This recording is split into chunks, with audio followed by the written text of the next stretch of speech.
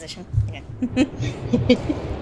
I have called this age Channelwood, and it is a very different world. Though it is exactly how I imagined it, it is still amazing to see it with my own eyes. Excuse me? Water covers this age as far as I can see, except for a small rocky island. Elsewhere, there are only trees, which grow directly out of the water. A myriad of thin wooden passageways are built just above the water and disappear into the forest. I assume they were built some time ago, for they appear aged. I am eager to discover more about this land and its people, but I have arrived here late and I must rest. I was awakened this morning by strange noises coming from a pathway adjacent to the one on which I had slept. I saw a group of monkey-like people heading in my direction. They had not seen me yet. I did not feel threatened by their presence. Their response to me was one that I would have never expected. After staring at me for a short time, they fell to their knees and began what appeared to be some sort of ceremonial worship. I tried to speak to them, but they did not understand my language. Instead, they indicated through enthusiastic hand motions that I was to follow them. As we walked, I began to notice that the waters below us were changing colors. Slowly, subtly, they would change from deep blue to muddy orange, then from muddy orange to beautifully clear. I was so intrigued by the water I had hardly noticed that we had arrived at a ladder. Oh yeah, Channelwood aesthetically is great, but it can be kind of confusing, certainly, in terms of the puzzles. Okay, but if you speedrun this game properly, you never go through Channelwood. But I don't want to spoil it. My bestie here on stream with me, Jenna, she has not seen this game before, so I'm kind of half showing it to her at the same time. So she does not know anything except what we played so far. I mean, to be fair, you did play it at me once, but I wasn't feeling super great and I fell asleep because I'm a big baby like that, but you know. Hug, no, not a baby. It was late and you were sleepy. No. So it's one of those things where I'm like, I have vague recollections here and there, but for the most part, it was me just zonking in and out like, oh shit, fuck, what did I miss? Pat. Oh, okay, so there is an all pages category. That makes sense. I actually kind of want to go look that up now. I mean, Climbing the ladder led us to their village, which is about 10 meters above the water and can only be reached by rope ladders that stretch from the lower paths to the village level approximately halfway up the grand trees. It is very interesting watching these people carry out their daily tasks. Even after watching them for hours, I did not understand exactly what they were doing. I hate this says like monkey-like people, and I think like Donkey Kong.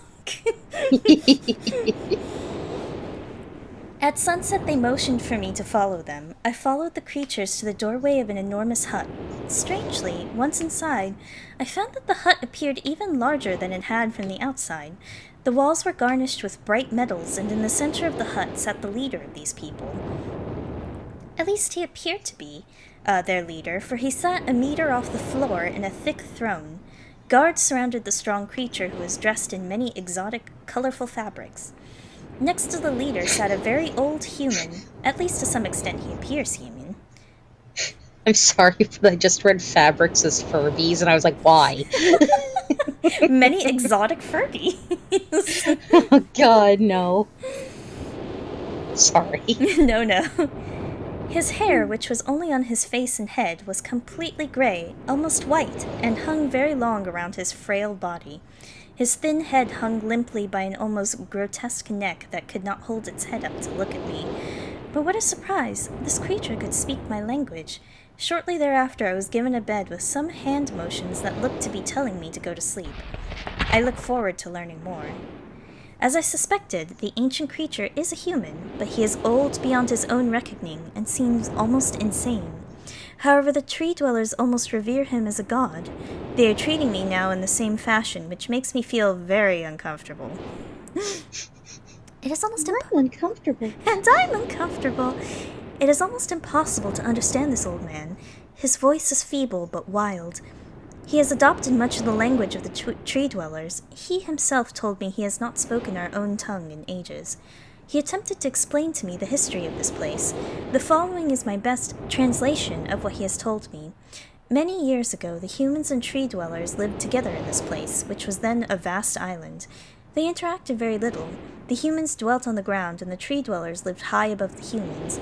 Occasionally, the island was disturbed by mysterious rumblings which happened randomly, some sort of tectonic or volcanic action, I suspect. The sometimes slight, sometimes heavy tremors would only last a short time. Then they would stop, allowing everything to return to normal. One day things changed. The rumbling began and grew quickly to unprecedented levels. Soon it became apparent that the entire island was sinking slowly into the ocean around them. Many of the humans died that day, but not before sacrificing themselves in order to stop the sinking of the island. The humans who lived through this catastrophe moved into the trees where they gradually died out. Maybe because they were unequipped for such an environment, but I am not sure. This is the story the old man communicated to me, although many details are very unclear in my mind. I'm especially confused as to how the humans saved the island from completely sinking. In fact, I doubt the accuracy of that part of the story. The island must have stopped on its own. Yet the old man believes in the truth of the story as if he had been there. And the tree dwellers worship him, and apparently all humans, as if he, scratched out, they were heroes or gods. The old man ended our conversation today with an event which I will never forget. He began gripping my hands tightly, murmuring something about rest and asleep. He then said, "We had expected you to come sooner." These actions filled me with a sort of immediate dread. With much effort, he stood to his feet. I tried to help, but he pushed me away with more force than I imagined his frail body contained. The tree dwellers quietly surrounded him with very solemn faces. They then kneeled before him. He walked to each and placed his hand on their heads.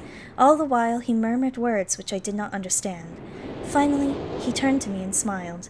Then he closed his eyes and walked out the door and off of the narrow path high in the trees. The tree dwellers were silent. They began a procession down the nearest rope ladder. As I was descending, I saw several of them pick up the body he had fallen onto a lower level of walkway and carry it away. He was laying down at the dead end of a short pier-like structure. With the use of some potion, one of the tree creatures lit the pier on fire, and I watched as the flames engulfed him. As the strange funeral proceeded, the waters around the pier changed to dull green. This morning I awoke, finding it hard to even believe the previous evening's events. The water is a dull green for as far as I can see now. For some reason, the water no longer shifts color. As I wander throughout the pathways, the creatures watch me, curious to see what I will do next. They are constantly offering me strange objects of affection. I even found food outside the doorway to the room in which I had slept. This is a unique race of beings. I hope to learn their language soon so that I may learn more from them. I have lived on this world for 3 months off and on, and the tree dwellers have shown great hospitality. I am even beginning to learn bits of their language. I have decided to return home for an extended stay with my loving wife and my sons, and hopefully return with them. However, I am sure Catherine will once again refuse. I think this age would be a wonderful experience for them all, and I at least look forward to how Cirrus and Aknar will react to its curious inhabitants. Catherine is staying behind, as expected. My sons have returned with me, and they enjoy this age very much. I've actually not read the books. I have a few that I picked up, but I never got around to reading them, and I heard they weren't, the best written? But I'm curious to read them, at the very least, give them a chance. I am curious, though, because I'd like to see how they flesh out the family and stuff, because I have a lot of questions about, what led to Cirrus and Aknar becoming like this, you know? I have huge questions. Really, the first one's good. What was the order again?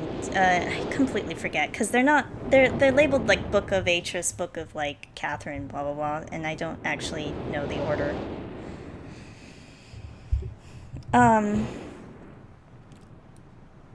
Where was I? Oh, I have no doubt that it will... Oh, my sons have returned with me, and they enjoy this age very much. They get along very well with the tree dwellers, and are picking up their language surprisingly fast. I have no doubt that it will not be too long until they can speak with the tree dwellers much better than myself. I am leaving tomorrow to check on the Osmoian age. Sirius has suggested that I allow him and his brother to stay. Though the idea unsettles me, I know the boys are growing up rapidly. The hospitality of these creatures is such that I could think of no better place to leave them alone for a short while, so I will consent to their request. Regrets. I warned the boys not to take advantage of the respect of the tree dwellers have for their ideas. They seem to understand my warning, and I have faith they will follow it. It's hard to tell, like, how old they are in these books, E. because it seems like some time has passed since any of these ages have been here, you know? And clearly, like, all this destruction and stuff happened over a long course of time. Sirius and Aknar taking advantage of the ages and stuff like that, but...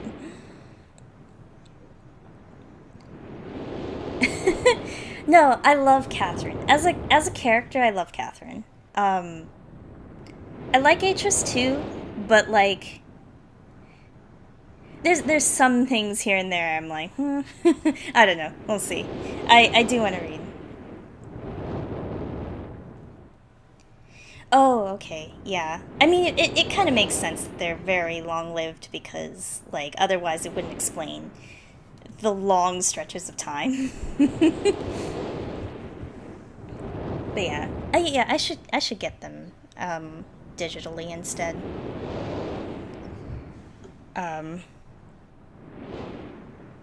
Oh man, yeah, that's cool though.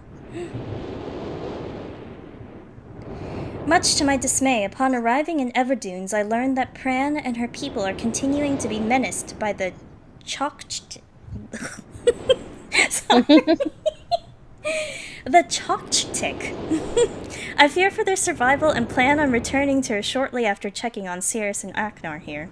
See Everdunes Journal for more information. We cannot. Regret. After watching Sirius and Aknar, I see they are handling things very well, and I think I can put to rest any fears about leaving them in Channelwood again. Channelwood again, and for a little longer time. The tree dwellers seem slightly distressed that I am leaving, but are happy that Sirius and Aknar are staying behind again. The pixelation is making this a little hard to read. I have been gone for over 3 days and have been to many different places. I had to tell Sirius and Aknar about Pran's death today, and they were visibly shaken, although they are only remembered her from their childhood. Catherine has suggested that it would be wise for Sirius and Aknar to leave Channelwood for a while, and I have to agree. They will be returning with me when I leave again. I have told my sons that they will be returning with me in 2 days. They spent the entire night telling me of an adventure they experienced in my absence, and it was rather remarkable. It seems they constructed a boat with the creatures and traveled some ways out into surrounding waters. I enjoy hearing them talk excitedly of their adventures, and am reminded of my own adventures as a child. I finally understand why the tree dwellers have been giving me their many inks and insisting I write with them. Looking through some of my past entries, I see now that the inks have changed from the black I thought they were to various different colors. I have shown some of the creatures my journal, and they laughed and howled. I did not know they had such a sense of humor. Even now, as I look through this very colorful journal, I could not help but laugh myself. We will be returning tomorrow, so my sons are with the creatures for the last night here. They have told me that they would like to come to Channelwood again, and also asked if they can visit some other ages alone. Though I will have to think over their request, I believe they have proven to me that they are trustworthy and responsible. Have they, Aknar? Have they? Catherine will also have to help me decide whether they are ready for travel alone. I guess it's both of them. I mean, who knows? Like, again, I feel like a lot of this gets fleshed out in the books. As to how this went down, so I am curious to know more. For now, I must give my farewells to the creatures, for I do not know how long it will be until I visit this age again. And then we get a couple of designs here of, or sketches here of, like, windmills. This is probably the map of the structure, and blah, blah. Once again, we don't really get, like, a hint in the back of the book here, but... obviously, our last spot is Giant Tree.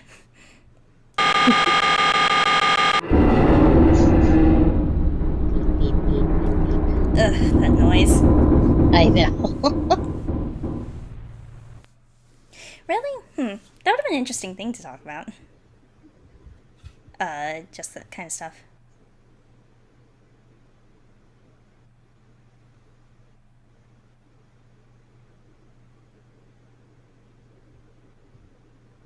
Catherine Zervanese is Katran, but Atris kept fucking up the pronunciation. Oh dear.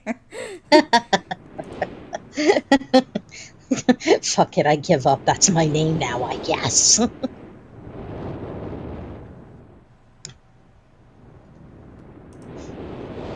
Sorry, just a minute. I will be right back really quick. Okie dokie.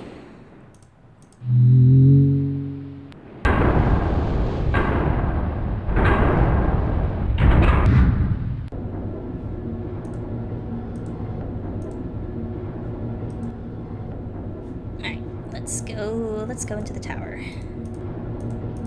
Doo-doo-doo.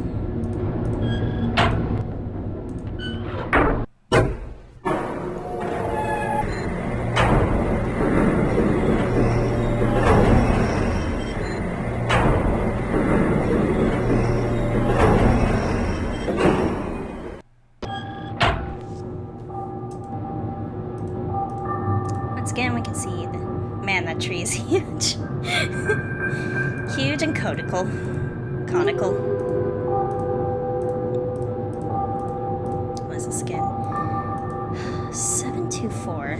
It's been a while. I kind of forget what this is, but we'll see. That's the fun of this.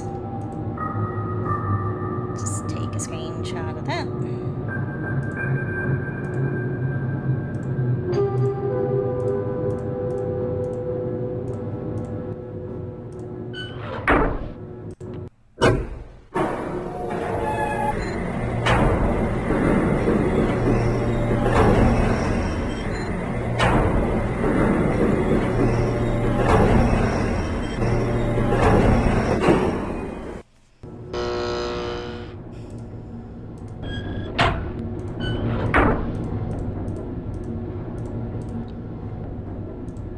I do also have Real Myst. That was actually the one version I had on this computer for a while, since I don't think my old CD would install at this point.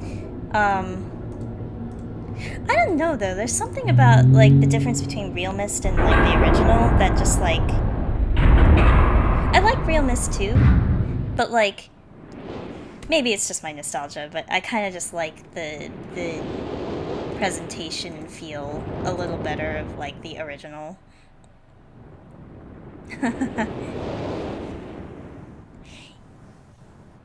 Yeah, it's just like I don't know. There's definitely something. It's been a long time since I played the original Real Mist, so like I don't. I just remember that it just didn't feel quite right. But yeah.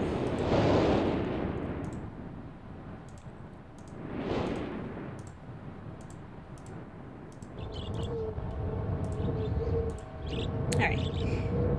Actually, I'm going to, since Jenna also got up, I'm going to go grab some more tea really quick because I've been reading a lot and my voice is dying. So I will be right back. Oop, there we go. I'll make that bigger. Wow.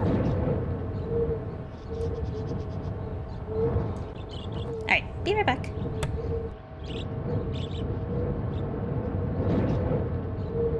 Thank you.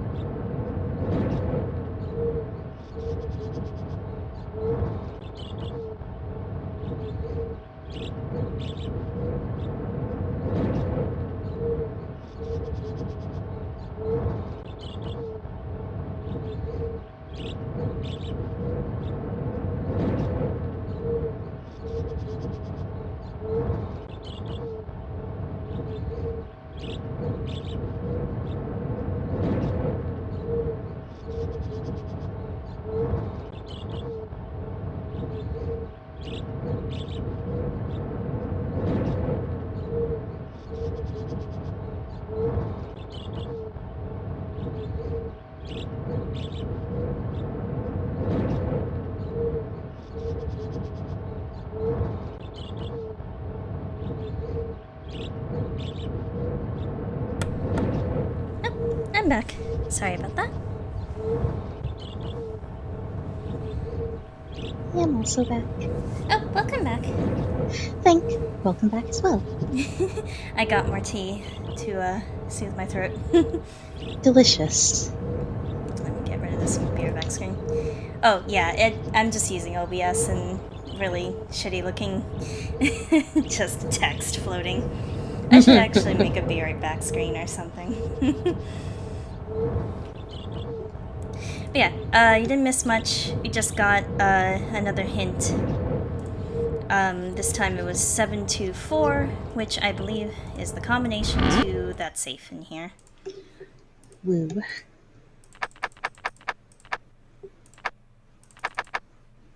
So, guess what matches?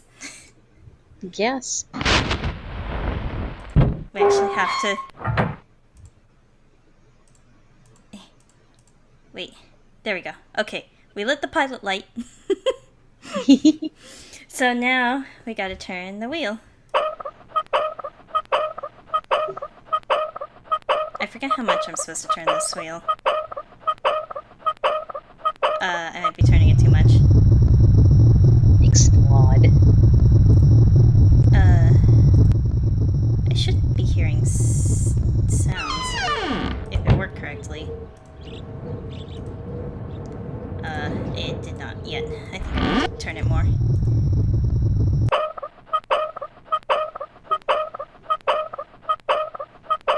I do like the little, move the cursor over the scratch part and light the match thing. I always thought that was clever. Here we go. Okay. You're hearing some noises. That is because this is happening. Oh shit, I missed it! Oh no. There we go! Well, we can watch it raise into the sky. There we go. So this is actually, in fact, a giant tree elevator. Oh my god.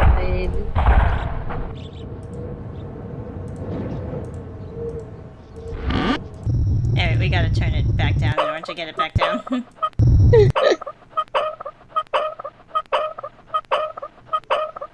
Speak. Yeah, it's been a long while since I played this, so it's like I don't remember the exact Okay.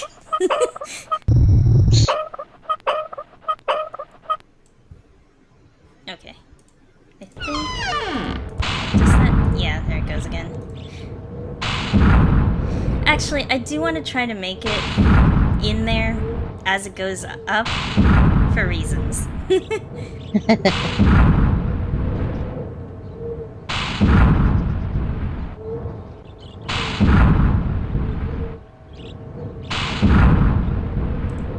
Because usually you would jump in right about then, and it'll take you down.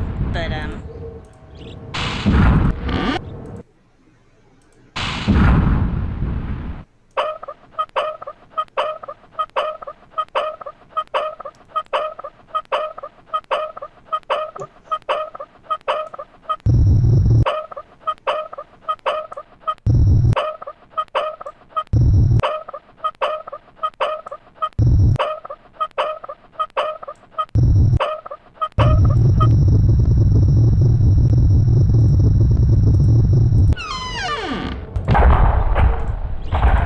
okay. I should be in time for this. There we go. Enjoy the view! Oh my god.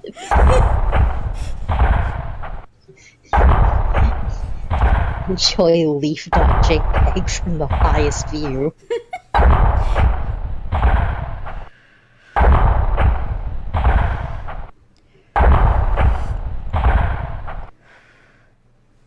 Yep, so you can totally do this and just look down. Which in real life I would die, but... In real life you would not be okay. But this is nice and virtual.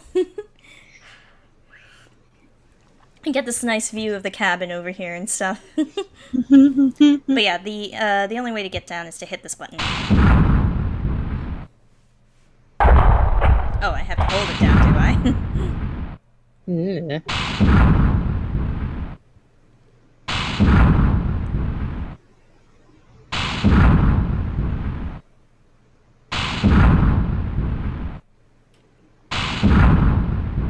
How fast is the all pages speedrun?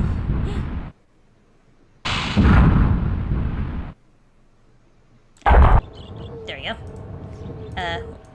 We'll still have to turn it down again. Well, actually, let's wait a sec, and then give me enough time to get over there.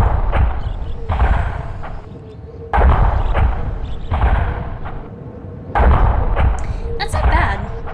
Does it use zip, the zip system? Or is it all just furious clicking?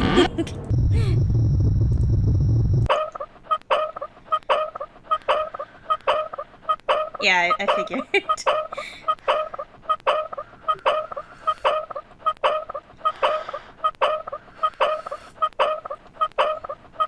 It's zip and furious clicking. This is pretty great.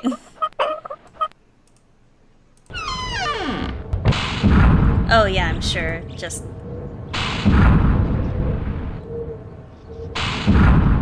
I feel like compared to the other ages, Channelwood is, like, large.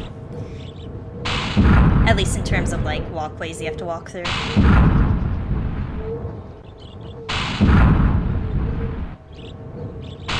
It's not fake large like the Maze Runner. If that makes any sense. I don't know.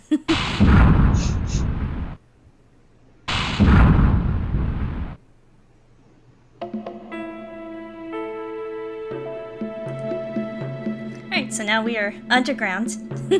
We can use this lever to get back up if we wanted to, but,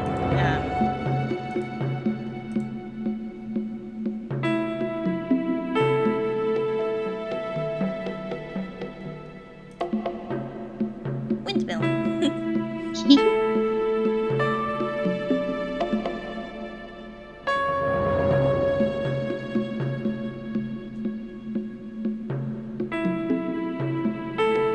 Okay, hilariously, this part looks the most familiar to me.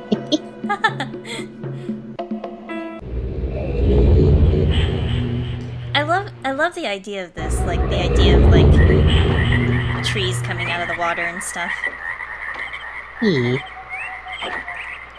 Although I feel like here it looks like the trees are like bell shaped and then just sitting on top of the water a little bit. Maybe just a bit. But yeah, so welcome to Channelwood. It is all trees all the time. Trees and water. Fancy. So obviously a lot of the puzzles here has to do with going up and down tree levels.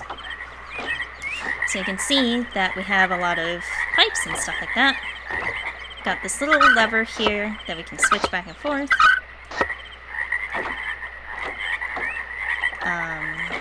Can go all the way down here. There's this little thing that doesn't seem to do anything right now.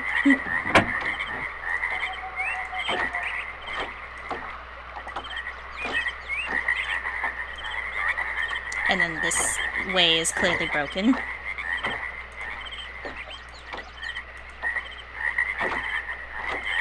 Let's go to the windmill for funsies.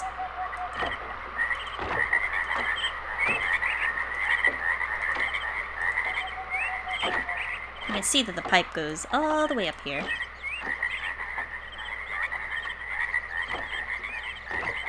Oh, really? Nice. I'm gonna have to look out for that when I get back to abduction then. Water noises!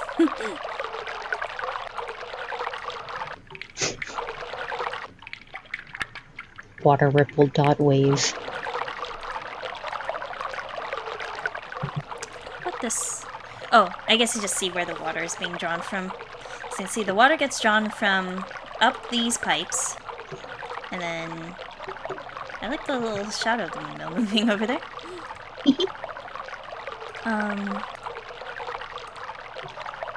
Oops. Nope. Hey.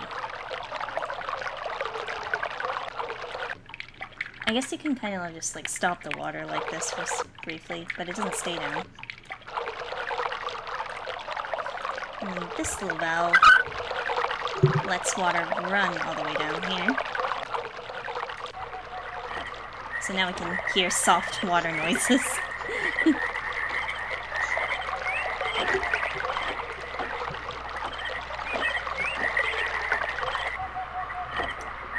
And so we actually have, we can see kind of like, there's this door, which is not open right now.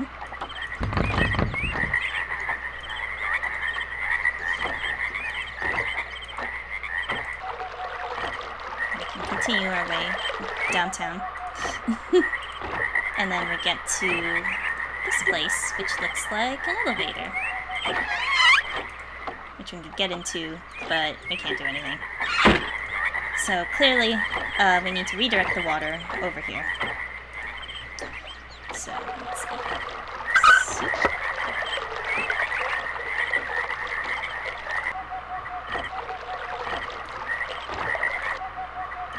Oops.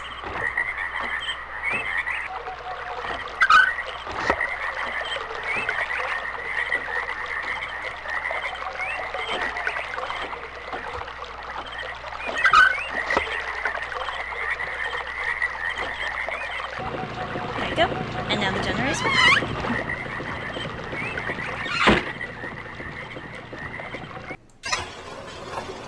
And now we go up.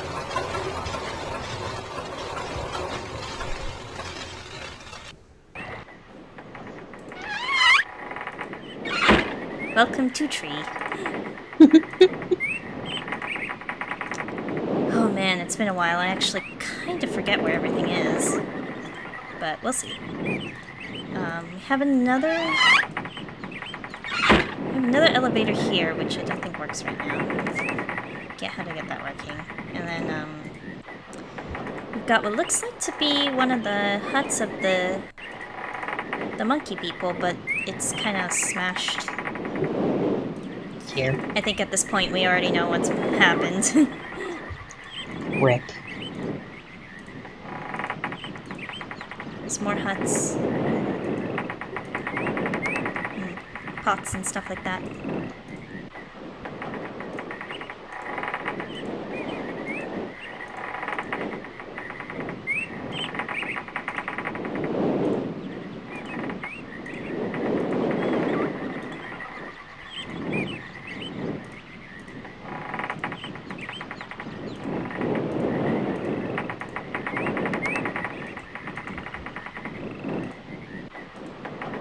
Yeah, this level is just kind of like the tree dwellers area, I believe.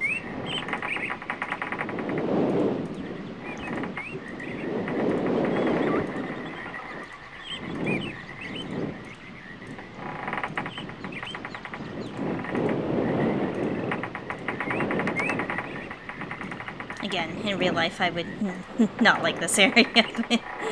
I know.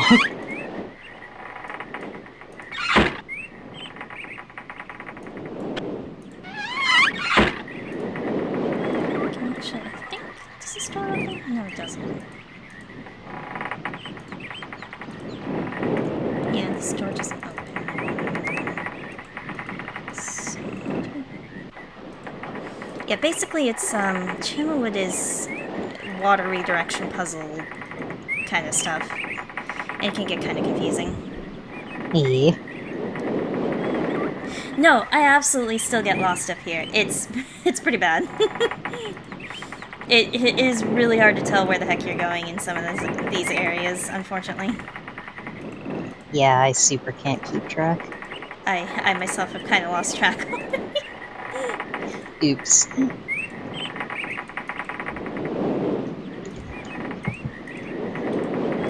At least the third level isn't as bad, but... Is this... Yeah.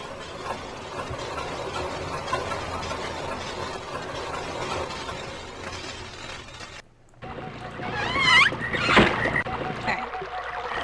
So let's try a different tactic, shall we?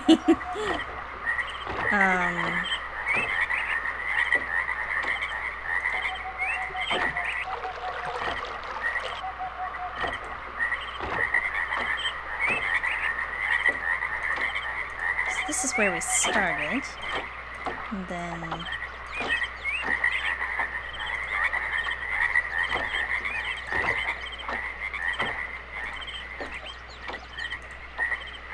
So what we can do is...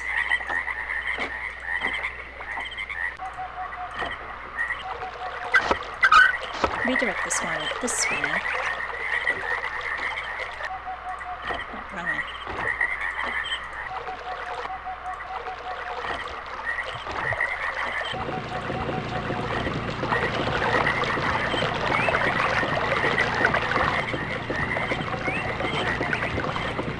And now we get this little bridge thing.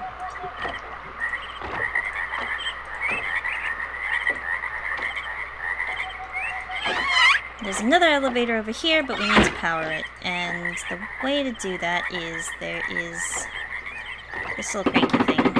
So it can extend pipe. Expand pipe. Zoop.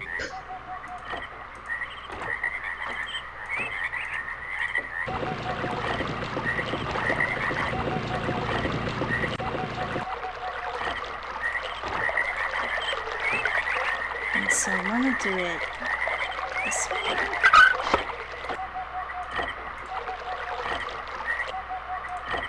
Yeah, which...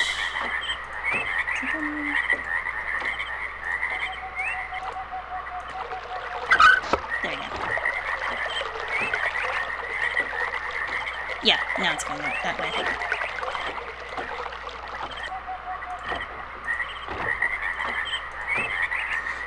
Yeah, I forgot how vaguely confusing this thing is.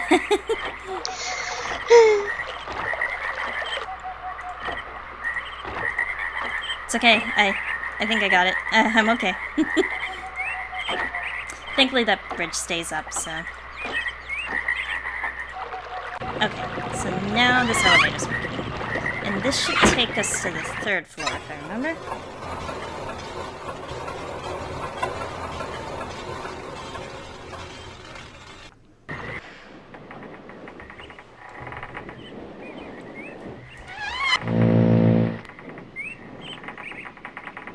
Oh shit, no, this is the book.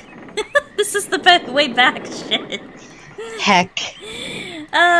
This goes to show you how little I remember of Channelwood.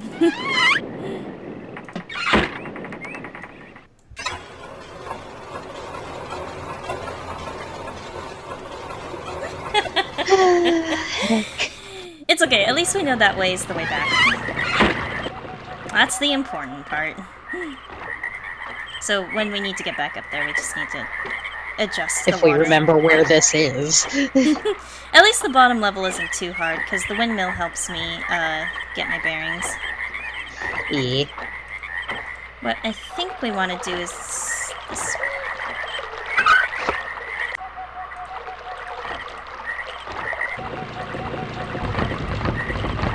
Then we can't get back up.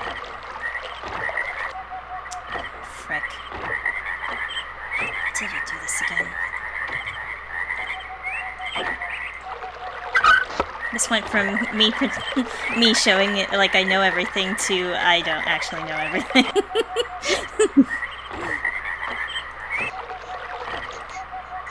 I know what I'm doing to tree purgatory.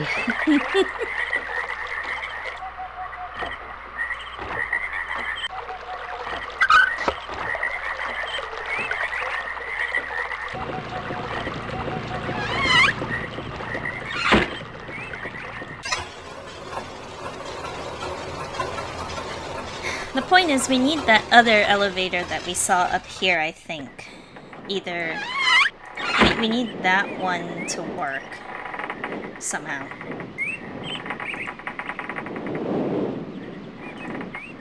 Yeah, I can't imagine speedrunning Channel. It seems like kind of a nightmare, honestly.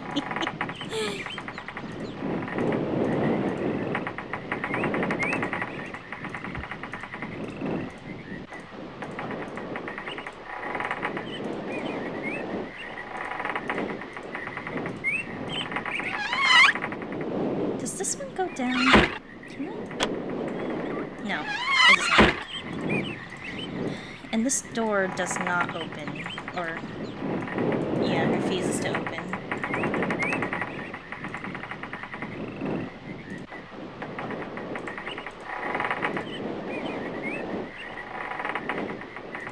Because this is the spiral. This is the stairs that lead down to that other spot, I know.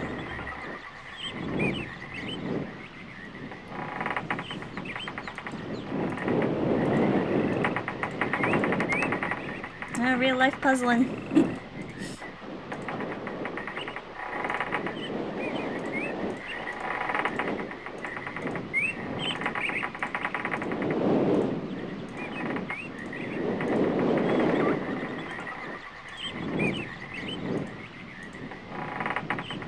Okay, that's that.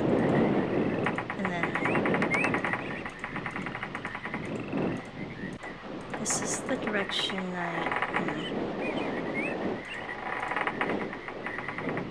And this is where I came from. Okay.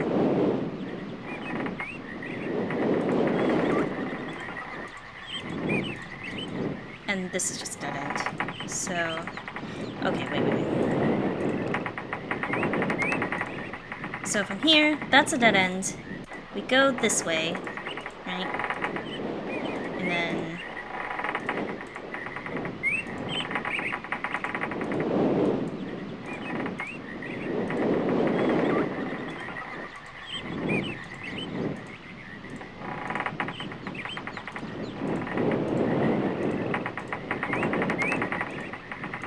this is also a dead end.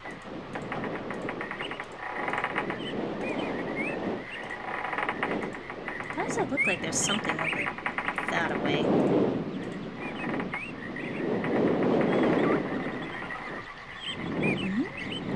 Oh, because that's the book where that's where the Myst book is. Okay, I see.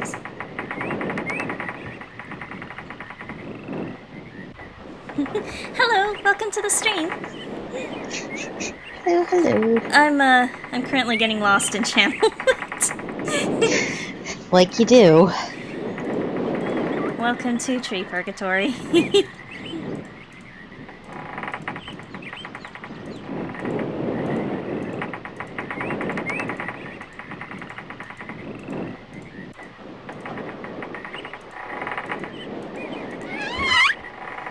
Yeah, it was something to do with Ark. I'm forgetting why I can't open this door. I'm forgetting why I can't use the stairs right now.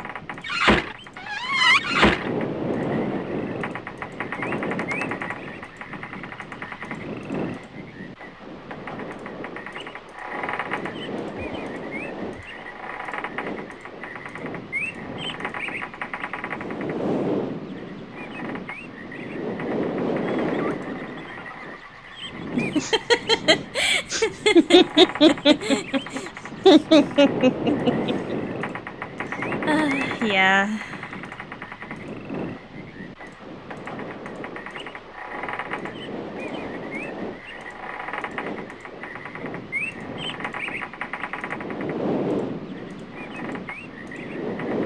Seems like such a self-fulfilling prophecy, too, because, you know, you look around and you get lost, and then you increasingly frantically click around because you're annoyed because you're lost, and then you start to overlook everything. Yeah. Alright, let me get back downstairs again. Hang on.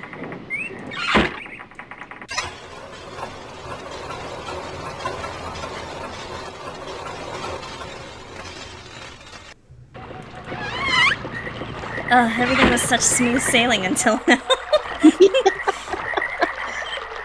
It was going great, and then trees.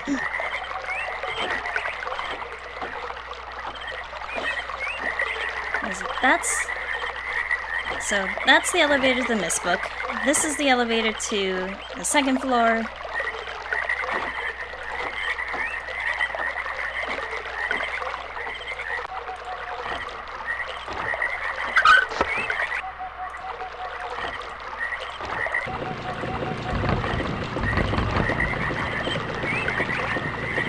This sends water up to the elevator, I know it. But then, how do I get back up?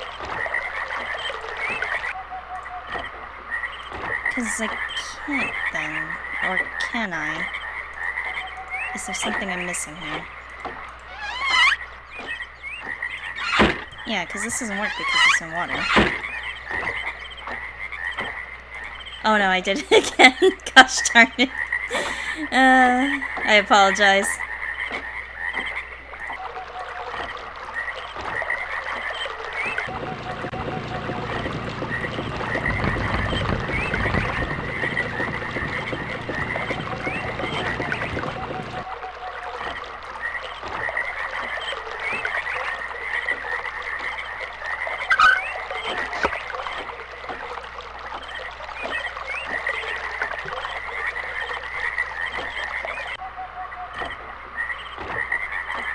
Give me time to think a second.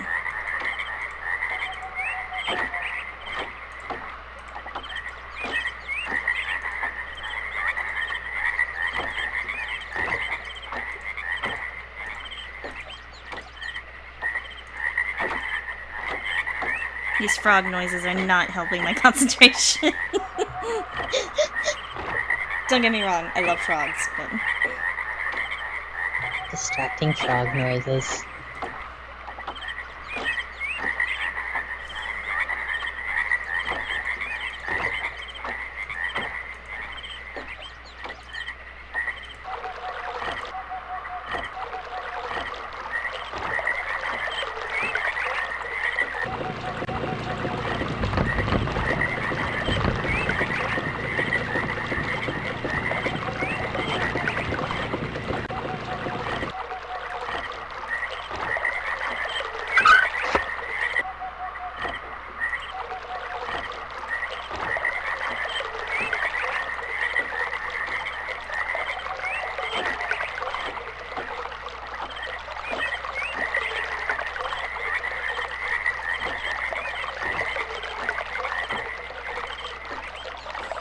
Frog.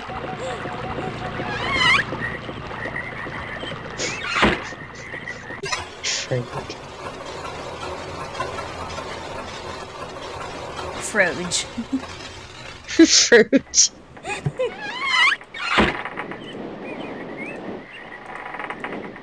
Okay, let's, let me look again. Let's again get lost up here. Okay, this way is a dead end. So, ignore that.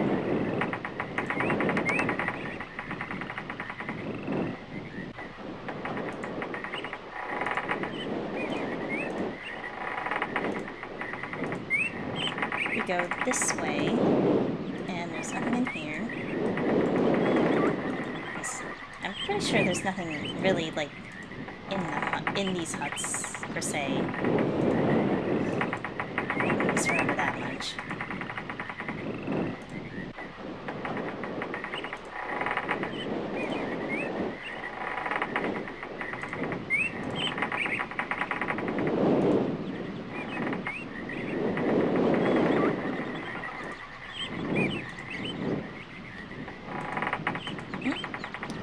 Why won't you let me turn over here? What's going on? Okay. Yeah, this is where I came from, right? Okay, just making sure. It's this way. Oh, hey! Hi, you! Hi, you!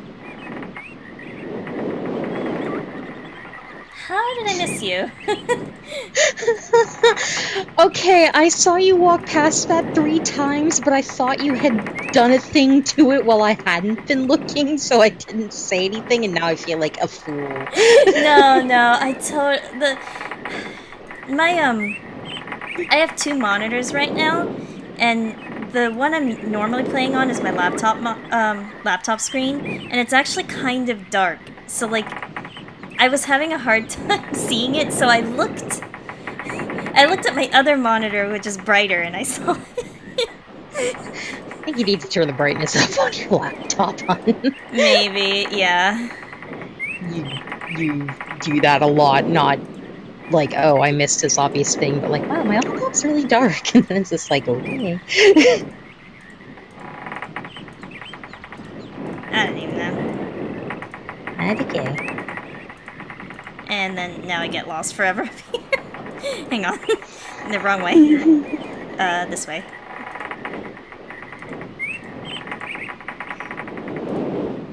Okay. But yeah, no, I totally just walked past that a million times. I apologize. Pat. Oh no, I am so getting lost. Hang on. This is the wrong way. Getting lost is just what we do. Yeah. Yeah.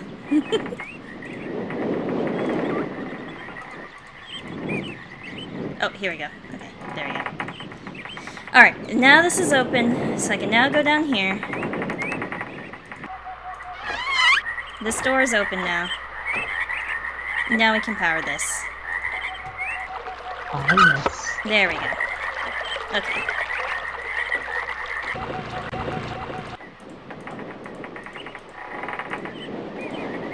And now we can use this elevator.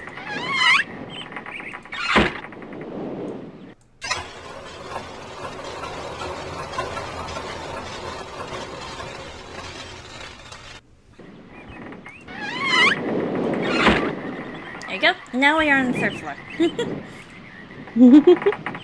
Let's see. There were 2 different ways to go, and I don't remember which way was which.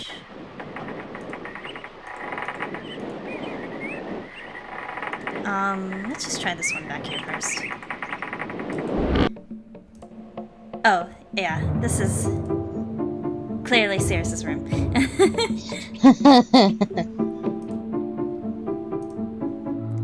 Is that some sort of black cheese? It sure... God, how long has it been there? Some very fancy cheese or something, I don't know. For half a second, I was like, is that a syringe or a cheese knife? It looks like one of the knives that he had in his other room, actually.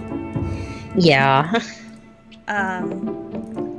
Yeah, fancy stuff. He's got a couple of smashed chairs, which kind of speaks to a tantrum, maybe? I don't know. Throwing a tantrum like a toddler baby. Alright, well, we found his red page. Got a bunch of ink wells in here. And then, some more wine bottles on the floor here. Can we open these? Oh.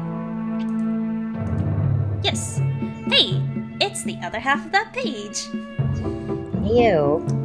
Is very plain view on Myst, and access can be easily if the simple followed. First, locate switches on the island. These switches go to the dock and the marker switch off position. So if we remember, first it basically said locate all the switches on the island, turn all of them on, and then now we can see that we have to go to the dock and turn that marker switch to the off position, and something will happen. We'll just keep that in mind for now. Can you open this one? Knife! Hi!